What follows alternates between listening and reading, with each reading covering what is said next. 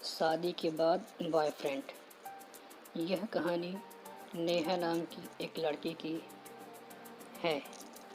शादी उसकी मर्जी के खिलाफ एक सीधे साधे लड़के से हो जाती है।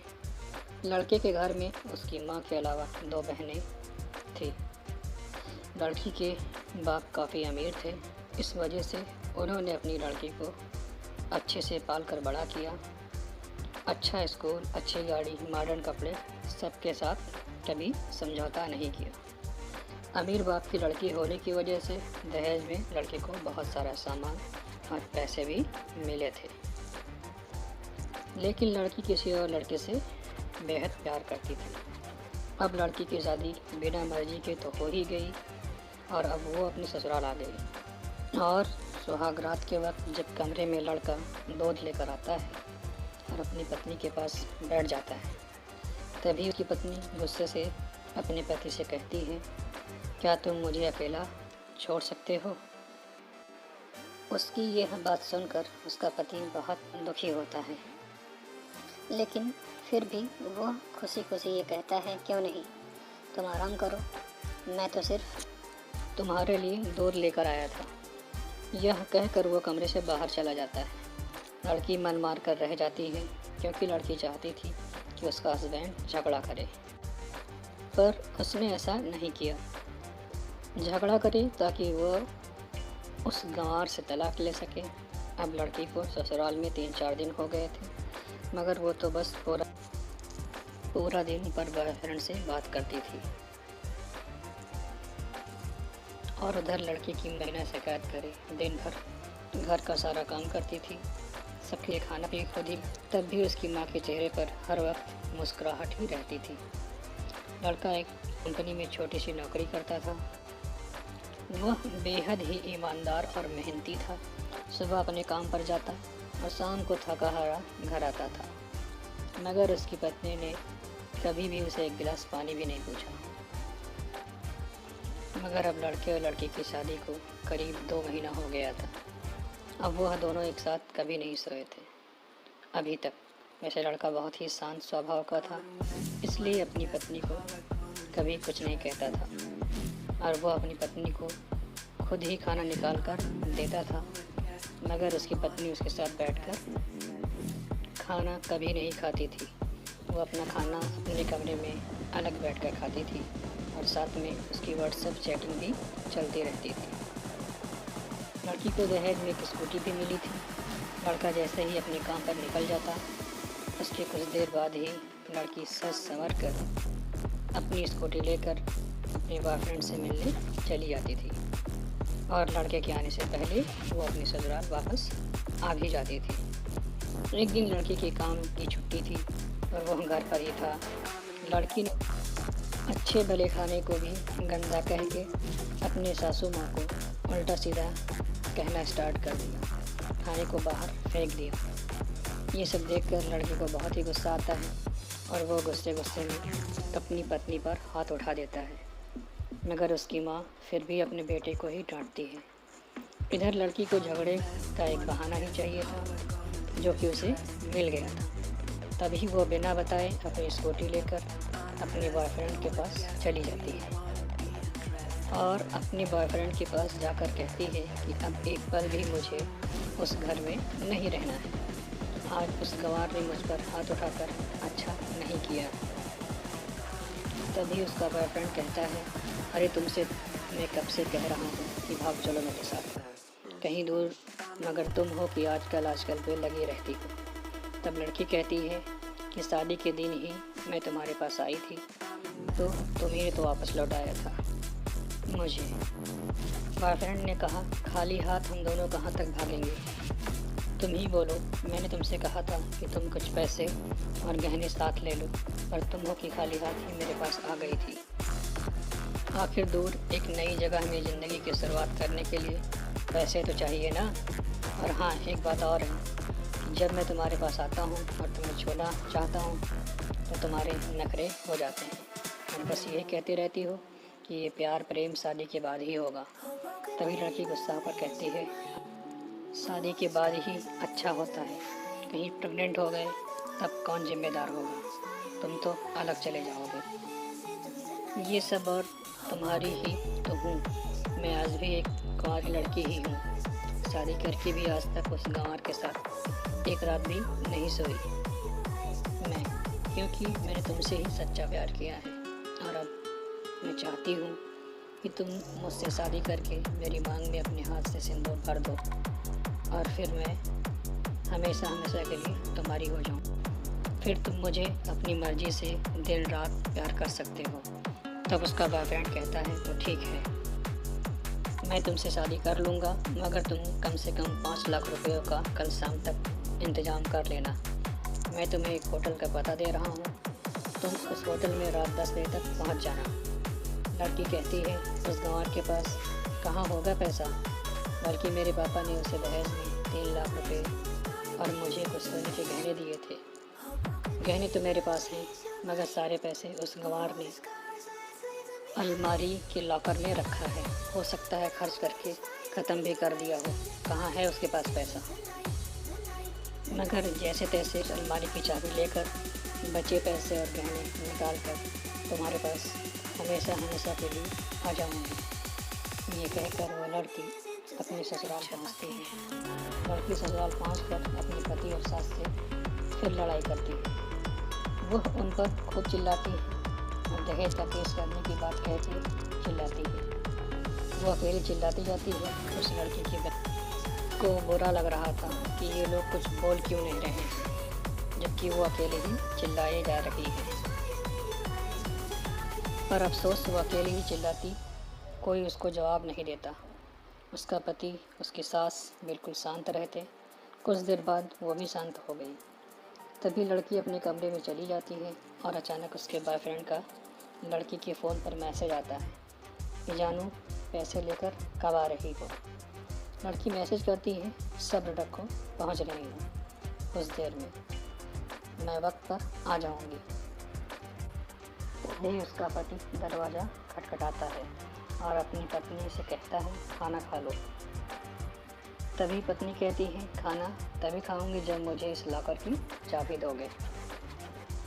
पति दरवाजे के नीचे से चाबी देकर कहता है ये लो चाबी और तुम अपना काम करके खाना खा लेना, क्योंकि अभी तक मैंने और माँ ने भी खाना नहीं खाया है। माँ ने कहा है हम आज साथ बैठकर ही खाना खाएंगे।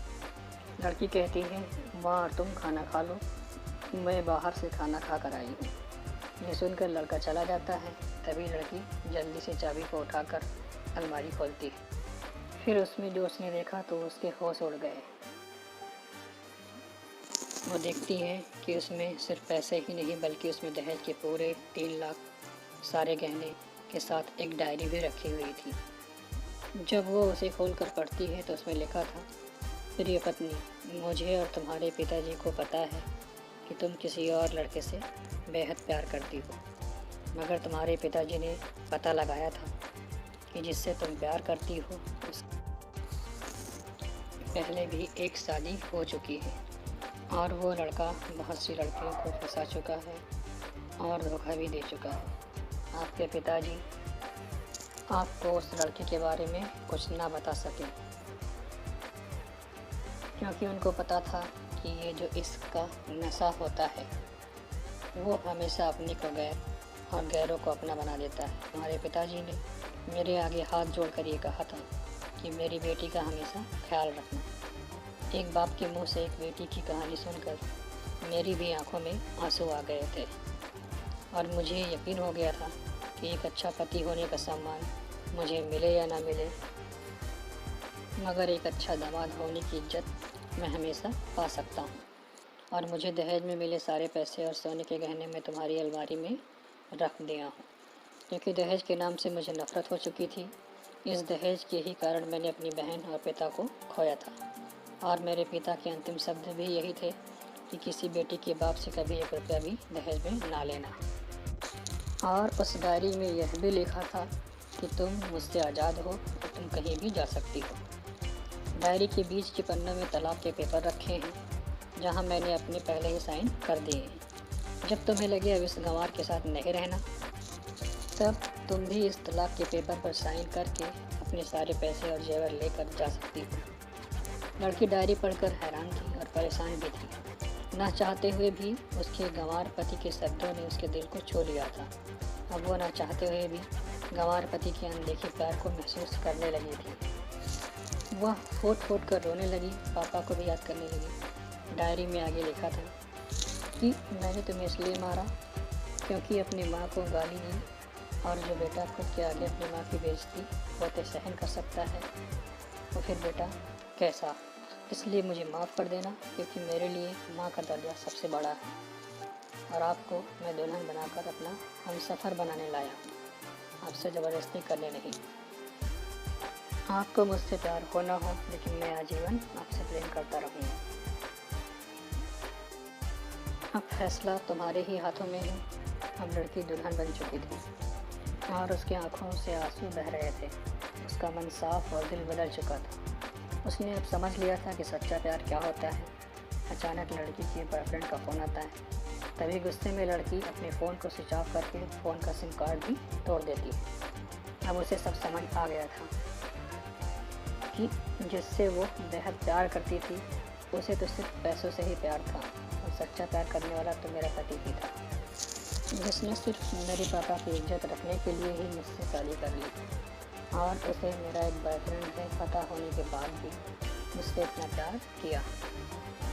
मैं अपने पति का प्यार क्यों नहीं सोच पाई, ये सब सोचकर वो रोती रही। फिर उसने रोते हुए अलमारी का सारा सामान वैसा ही छोड़कर सो गई। अगले दिन उसकी पत्नी सुबह देर से जगी। तब तक उसका पति ऑफिस जा चुका था। जब उठी तो पहले नहा धोकर उसने साड़ी पहनी और फिर लंबा सा अपनी मांग में सिंदूर लगाया, जो लगभग 100 किलोमीटर की दूर से भी दिखाई दे जाए।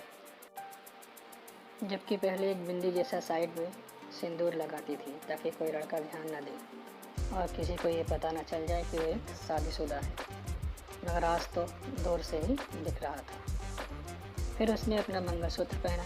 किचन में जाकर सासू माँ को ज़बरदस्ती कमरे में आराम करने के लिए भेज दिया और खुद अकेली ही सबका खाना बनाई। पहले सासू माँ को खाना खिलाती है और फिर अपने पति को फ़ोन करके उसके ऑफिस का पता पूछती है, और फिर उसका पति उसको ऑफिस का पता देते हुए सोचता है कहीं यही बवाल शुरू ना कर दे, या कहीं उसने तलाक देने का फैसला तो नहीं कर लिया। ये सब वो मन ही मन सोच रहा था। उसे कहाँ पता था कि अब उसकी पत्नी सुधर गई और उसे ही अपना पति मन से मान चुकी। इतने में ही उसकी पत्नी स्कूटी लेकर उसके ऑफिस खाना लेकर पहुंच जाती। पत्नी को देखकर पति हैरान हो जाता है। तभी वो अपनी पत्नी से पूछता है, सब ठीक है ना? माँ ने तुमसे कुछ कह तो नहीं दिया? उसका पति सवाल पर सवाल पूछे जा रहा था। तभी अचानक पत्नी सबके सामने पति से निपट जाती है और उसे कहती है कि सब ठीक है, मगर मुझे तुमसे कुछ कहना है। पति कहता है, हाँ कहो। तब पत्नी सबके सामने ज़ोर से कहती है, आई लव यू मेरे प्यारे पति, I love you for ever. यह सुनकर ऑफिस के सभी लोग हैरान होकर खड़े हो जाते हैं और ज़ोर ज़ोर से तालियां बजाने लगते हैं, क्योंकि उनको इसका बिहेवियर पता था। तब पत्नी सबके सामने अपने पति का हाथ पकड़ के कहती है कि अब 1 महीने तक मेरा पति भी ऑफिस नहीं आए। ऑफिस के सभी लोग पूछते हैं क्यों? तब लड़के की पत्नी कहती है, क्योंकि हम दोनों लंबी छुट्टी पर जा रहे हैं, हनीमून के लिए। पति पत्नी से कहता है, तुम्हें क्या हो गया है? तभी पत्नी पति से कहती है, मुझे तुमसे सच्चा प्यार हो गया है। ये कहकर उसके सीने से दोबारा लिपट जाती है, जहाँ से वो अपने गंवार पति से कभी जुदा ना हो पाए। तभी उसका पति भी खुश हो जाता है। उसकी आंखों में खुशी के आंसू थे, जो बहुत कुछ नया कर रहे थे, और फिर वो दोनों अपने घर खुशी खुशी चले जाते हैं, अपना जीवन खुश होकर बिताते हैं। तो दोस्तों, प्यार हमेशा उससे करना चाहिए जो आपसे प्यार करता हो, और साथ ही आपकी और आपके परिवार की भी इज्जत करता हो। उससे नहीं जो सिर्फ पैसे से और तन से प्यार करने वाला हो। पैसे से और तन से प्यार करने वाला इंसान कभी भी आपसे सच्चा प्यार नहीं कर सकता। न जाने किस मोड़ पर आके खड़ी है ज़िंदगी, पता नहीं कहाँ जाना है। न जाने किस मोड़ पर आके खड़ी है ज़िंदगी, पता नहीं कहाँ जाना है। एक तरफ खामोश ज़िंदगी है और एक तरफ मतलबी ज़माना है।